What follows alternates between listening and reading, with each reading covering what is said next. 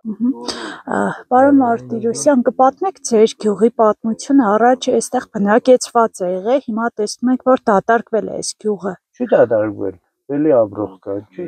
նրանցին ինչ եղել որ դատարկվել է։ Մեկ հոգի համենայնդեպս։ Այս պահին նորմալ է։ Իսկ նախկինում ինչքան է եղել գյուղի բնակչություն։ Նախկինում երբ։ Մի 10 տարի առաջ ենթադրենք, կամ մինչև 90-ականներ։ Հրաշալից հետո 47 բնակիչ են։ Ինչու գնացին գյուղից, պայմաններ չկար, ինչն էր պատճառը։ Պայմաններն էր հիմնականը, ճանապարհի պայման, ծմերները խիստ էին, ճամփեքը, փակ, դպրոց չկար։ Հիմնական պատճառներից մեկը դպրոցն է։ Իսկ հիմա ինչ խնդիրներ ունի գյուղը եւ ինչ է այդ ընթացքում ինչ խնդիրներ են լուծվել գյուղում։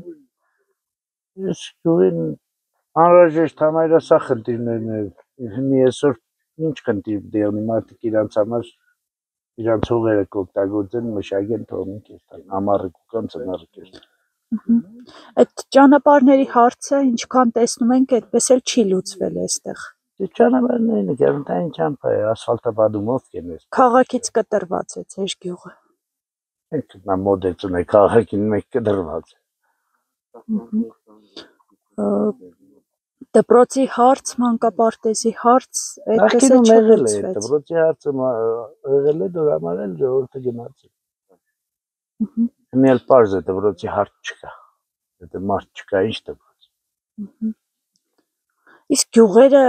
չեք կարծում, որ միտումնավոր են դատարկում գյուղերը։ Չէ, չեմ կարծում։ Համենայն հարմար է գյուղը ապրել, ուրեմն ապրում է գյուղում, միտումնավոր դատարկելը որ իշխանությունները պետք է մտածեն գյուղում ապրող մարդու մասին, բարեկարգեն, կյանքը լավացնեն։ Դες մի բնակեցված գյուղերը մտածում են։ Ինչ է պետք, ճանապարհ է պետք, ճանապարհ են սարքում, ջուր է պետք, ջուր են քաշել, գազ է պետք, գազ են քաշում, ինչ մտածել։ Իսկ ինչու հերթը ձեր գյուղին չի հասնում, որ այսօր մի հոգի է ապրում այստեղ։ Այսօր չէ, արդեն վաղուց մի հոգի է ապրում։ 4 տարի է արդեն մի հոգի է ապրում։ Հերթը մերի հասնելու համար գոնե բնակչություն ունենան։ Գոնե մի մարդ է մի ապրող, ինչ որ աշխատանք տարվի ստեղ։ Ջուր է պետք, ունին ջուրը։ Եգուս 10 ընտանիք է ունի։ Արդեն հնարավոր է ինչ-որ բաներ։ Ընտանիք մեկում էլի պետք է ինչ-որ բաներ, ծները ճանապարհները չեն փակվում, նորմալ է։ Տեխնիկան միշտ կաշխատի, չի թողնի ճանապարհը փակվի։ Ինչ պետք է։ Ոչ դպրոց պիտի սարքեն ընտանիքի համար, ոչ էլ պետք է սարքեն այս բային։ Հարևաններ չունեցող գյուղ է այս գյուղը։ Նախկինում ինչպես է եղել այս գյուղում կյանքը։ Մինչև սովորական գյուղատնտեսությամբ զբաղվող ժողովուրդ են եղել, անասնապահություն, գյուղատնտեսություն, ես էլ եմ այս գյուղները։ Վերջի 10 տարին ես ստեղ չեմ երեխեքս դպրոցական էին գնաց։ Հիմա այսպես ասած յայլայի տպավորություն է թողնում ձեր գյուղը, ամառները գալիս են։ Իրա բնակիչներն են գալիս, յայլայի տպավորություն թող չթողնի։ Յայլեն իրա բնակիչը չի գա։ Համենայն դեպս այստեղ սեզոնային է, էլի, մարդկանց այցերը։ Յայլան ուրիշ բան։ Հիմնականում անասնապահության համար է։ Ավելի շատ դաշտավարություն է, այստեղ անասնապահությունը շատ քիչ է, միշտ էլ քիչ է։ Դաշտավարությունն է հիմնականը։ Ծորեն, գարի, հացադիկ են մշակ։ Բնակլիմայական պայմաններն էլ լավը չեն ձեր գյուղում, խիստ ձմեռներով է աչքի։ Բայց վերջի մի քանի տարիները խիստ ձմեռներ համարյա չկա, նախկինում շատ խիստ էին ձմեռները, ճիշտ։ Օրերով բուկեր, ասենք մարդիկ չէին գնա նույնիսկ տներից դուրս գա։ Բայց այդպես չի։ Նաև այստեղ գյուղացիները այս տարածաշրջանում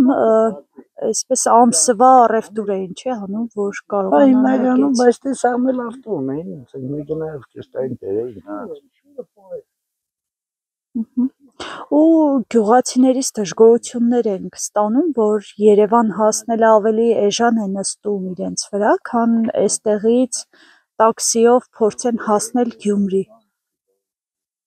Նախ ստեղ մի հոգի ապրողը երկու ավտո ունի, իրան Այս պետք չէ տարածաշրջանի գյուղերը։ Տարածաշրջանում են չի Թորոսից են Գյումրի հասնելն ինչ է։ Իսկ գոհ եք ներկայիս իշխանություններից։